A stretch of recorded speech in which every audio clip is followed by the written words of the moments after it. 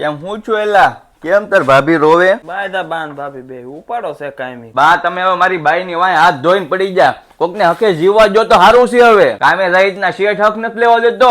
નાયા તમારો ઉપાડો હોય, મારે કરવો હું તમારી બધીની વચ્ચે? હવાર ઉભા થઈને તમારો કઈજો જ હોય. બા ઈ છે ને એનો ઘર બાર બધું મૂકીને આવી છે. કોકના ઘરની દીકરી છે, તમે એને દીકરીની જેમ રાખશો ને તો તમને ઈ મમ્મીની જેમ રાખશે. એટલે તમે એને દીકરીની જેમ હાચવો તો તમને હાચવે. હજી તો આ એક બાઈ આવી, આ બીજી આવે તો તમે શું કરશો ને? હજી સુધીમાં તમે કીધું ને એટલું બધું મેં કર્યું, તોય તમે કહો કે તું બાયું નો થઈ ગયો. આપડી બેન ને જરાક દુઃખ થાય તોય તમારું કેટલું લોહી ઉકળે. તો બા ઈ કોકના ઘરની દીકરી છે, કોકની બેન છે. બા તમને ગેરંટી મારીને કહી દો, બે માંથી એક કે બાઈ તમારી ભેગી નહીં રહે. કેમ કે તમારી વાણી જ કડવી છે.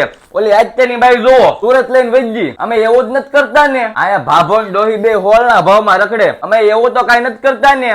તો ભગવાન નું નામ લો ને બટકો રોટલો બધા ભેગા થઈને ખાવ ની. આમ જો બાની હું તારે એક શબ્દ નથી બોલવાનો. બીજી આવશે ને એટલે ખબર પડશે કે કોણ હારું ને કોણ નહીં. બાકી તારે હાંસવાના છે એને. હારું હાલ બાપા, સાની રહી જા, હું તારી હારે જ છું.